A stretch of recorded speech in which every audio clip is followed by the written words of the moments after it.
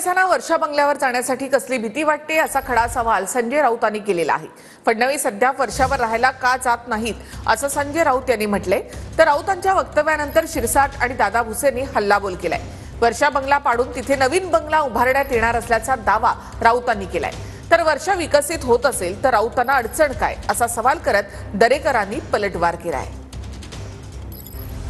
संजय राऊतांनी वर्षा बंगल्याबद्दल वक्तव्य करून नवा वाद उभा केलाय। वर्षा बंगल्यावर मुख्यमंत्री फडणवीस अद्याप राहायला गेलेले नाहीत। फडणवीस वर्षावर राहायला का गेले नाहीत असा सवाल संजय राऊतांनी विचारलाय। फडणवीस आणि त्यांच्या कुटुंबाला कसली अनामिक भीती वाटते असा सवालही संजय राऊतांनी केलाय। वर्षा बंगला पाडून नवीन बंगला बांधण्यात येणार असल्याचा दावाही राऊत यांनी केलाय। माझा काल प्रश्न इतकाच होता की देवेंद्र फडणवीस अद्याप वर्षा बंगल्यावरती का राहायला जात नाही।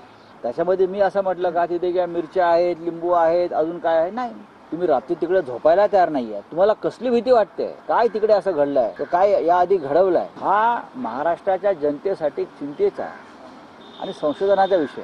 असं काय घडलंय की वर्षा बंगला पाडून नवीन तुम्ही बांधण्याचं ठरवलेलं आहे? माझ्याकडे माहिती आहे म्हणून सांगतो। केंद्रीय गृह मंत्रालय ने कोई संशोधन करने की जरूरत है। वो क्यों डरते हैं? जाने से ही डरते हैं अंदर कुछ लोग। अब ऐसी क्या बात अंदर छुपी है, क्या रहस्य है? एक फिल्म आई थी 2 गज जमीन के नीचे। अब 2 गज जमीन के नीचे क्या क्या गाड़ा है वो देखना पड़ेगा, वो रहस्य है। राम गोपाल वर्मा ने वहाँ भी जाना चाहिए और एक फिल्म बनानी चाहिए कि वर्षा बंगला का रहस्य क्या है। अहो मला वाटतं काला जादू काय ते संजय राऊत साहेबांनी आमच्या उद्धव ठाकरेंना विचार पाहिजे ना।